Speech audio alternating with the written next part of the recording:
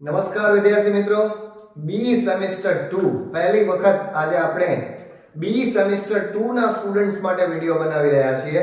તો બી સેમેસ્ટર 2 ના તમામ વિદ્યાર્થી મિત્રોનું English with Hitesh sir YouTube ચેનલમાં હાર્દિક સ્વાગત છે. વિદ્યાર્થી મિત્રો, તમે બધા આપણી આ ચેનલથી નવા છો, બરાબર છે? પરિચય થશે ધીમે ધીમે, પણ તમને બહુ મજા આવશે. તમે તમારા સિનિયર્સને પૂછશો તો ખબર પડી જશે કે આ ચેનલ તમારા માટે કેટલી ઉપયોગી છે. મને બહુ છેલ્લે માહિતી મળી કે એક્ઝામ છે, છતાં પણ આજે કોશિશ કરું છું મેક્સિમમ વિડિયોઝ બનાવવાની. તો તમારો સબ્જેક્ટ છે ઇંગ્લિશ ફોર ટેકનિકલ કમ્યુનિકેશન.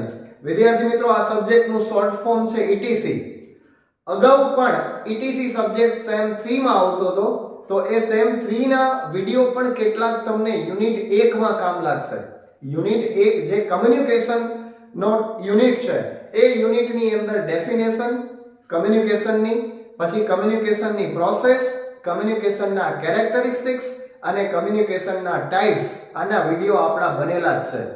શક્ય હશે તો આ વિડિયોના ડિસ્ક્રિપ્શનમાં તમને એની લિંક મોકલી દઉં છું, એટલે એ વિડિયો તમને કામ લાગી જશે. સેમ ટોપિક છે, કોઈ ચેન્જીસ છે નહીં, એટલે એ વિડિયો ખાસ તમામ વિદ્યાર્થી મિત્રો જોઈ લેજો, એ તમને કામ લાગી જશે, બરાબર? હવે એક જે નવો ટોપિક છે, એ ટોપિક પહેલા યુનિટનો જ છે, પણ ડિફરન્સ પૂછ્યો છે. ડિફરન્સ તમને શોર્ટ ક્વેશ્ચનમાં પૂછાય. Difference between general communication and technical communication, અથવા તમે એને ઉલટાવી નાખો, difference between technical communication and general communication. એકદમ શોર્ટ અને સિમ્પલ આન્સર તમારા માટે મેં તૈયાર કર્યો છે. તો સૌથી પહેલા આપણે ટેકનિકલ કમ્યુનિકેશનની ડેફિનેશન સમજીએ, પછી જનરલ કમ્યુનિકેશનની ડેફિનેશન સમજીએ. બંનેના એક એક પોઈન્ટ આપણે સમજતા જઈએ.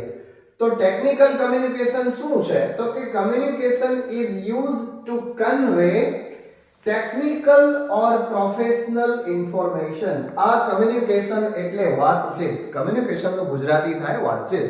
તો આ કમ્યુનિકેશન કેવું છે? શેના માટે ઉપયોગમાં લેવાય છે? તો કે કન્વે ટેકનિકલ કન્વે એટલે પહોંચાડવું. શું? તો કે ટેકનિકલ ઓર પ્રોફેશનલ ઇન્ફોર્મેશન, ટેકનિકલ માહિતી અથવા તો વ્યાવસાયિક માહિતી પહોંચાડવા માટે ટેકનિકલ કમ્યુનિકેશન વપરાય. હવે જનરલ કમ્યુનિકેશન ક્યાં વપરાય? તો કે communication is used in daily life. રોજબરોજના જીવનની અંદર આપણે વાતચીતનો ઉપયોગ કરીએ છીએ. શેના માટે? ફોર સોશિયલ, સામાજિક ઓર ઇન્ફોર્મલ પર્પઝિસ.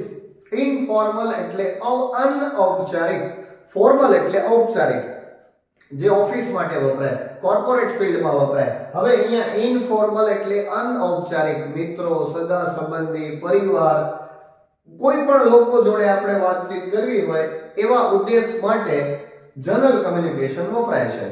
બીજો પોઈન્ટ, ઇટ્સ એમ એટલે એનું લક્ષ્ય, એનો પર્પસ, એનો ઓબ્જેક્ટિવ, હેતુ, બરાબર? એ શું છે? તો કે ટુ એક્સપ્લેન ટેકનિકલ કન્સેપ્ટ. એનો ઉદ્દેશ એટલો છે કે ટેકનિકલ જે કન્સેપ્ટ છે, ખ્યાલ છે, એને સમજાવવાનો, પ્રોસેસીસ એની પ્રક્રિયાઓ સમજાવવાનો, ઓર ડેટા ક્લિયરલી, અથવા તો જે ડેટા છે, માહિતી છે, એને ક્લિયરલી સમજાવવાનો છે. જનરલ કમ્યુનિકેશનનો ઉદ્દેશ શું છે? તો કે its aim is to share ideas એટલે વિચારોને વહેંચવાના છે. ફીલિંગ્સ આપણી લાગણીઓ, એ લાગણીઓ શેર કરવાની છે. ઓપિનિયન્સ મંતવ્ય, આપણા સજેશન્સ, બરાબર? એ ઓર મેસેजेस અથવા તો કોઈ પણ સંદેશાઓ આપણે લોકો સુધી પહોંચાડવાના છે. એ કામ છે જનરલ કમ્યુનિકેશનનું. ત્રીજો પોઈન્ટ છે, હવે એમાં ઓડિયન્સ કોણ હોય? માની લો કે ટેકનિકલ કમ્યુનિકેશન છે, તો એમાં કોણ એનો ઉપયોગ કરે છે? તો કે its audience are engineers, technicians, professionals or experts. આ લોકો જે છે એ એમનો ઓડિયન્સ કહેવાય, બરાબર? હવે જનરલ કમ્યુનિકેશનમાં ઓડિયન્સ તરીકે શું હોય? તો કે here its audience is general public. સામાન્ય પબ્લિક છે એ બધા જ એના ઓડિયન્સ. ચોથો પોઈન્ટ છે, ઇટ્સ લેંગ્વેજ ઇઝ પ્રિસાઇઝ એટલે શોર્ટ, ટૂંકી. શોર્ટ ઓપ્શનમાં લખી દીધું, બેમાંથી ગમે લખો. એન્ડ ટેકનિકલ, અને ટેકનિકલ શબ્દોનો જ એમાં ઉપયોગ થાય છે. સામાન્ય શબ્દો, સામાન્ય ભાષાનો ઉપયોગ થતો નથી જનરલ કમ્યુનિકેશનમાં. તો કે ઇટ્સ લેંગ્વેજ ઇઝ સિમ્પલ, એની ભાષા છે એ સરળ છે. ઇનફોર્મલ અનૌપચારિક એમાં કોઈ ફોર્માલિટી છે નહીં. ઓર ફોર્મલ અથવા ફોર્મલ પણ હોઈ શકે. ફોર્મલ એન્ડ ઇન્ફોર્મલ લેંગ્વેજનો ઉપયોગ જનરલ કમ્યુનિકેશનમાં થાય અને સિમ્પલ લેંગ્વેજનો ઉપયોગ થાય. પાંચમો પોઈન્ટ, ઇટ હેઝ. હવે એનું કન્ટેન્ટ કેવું હોય છે, વિષય વસ્તુ કેવી હોય ટેકનિકલ કમ્યુનિકેશનમાં? તો કે it has scientific, technical or job related content. એનું જે વિષય વસ્તુ છે એ વૈજ્ઞાનિક હોઈ શકે, ટેકનિકલ હોઈ શકે, તકનીકીને લગતું, અથવા તો જોબ રિલેટેડ, નોકરીને લગતું કન્ટેન્ટ વિષય વસ્તુ હોય.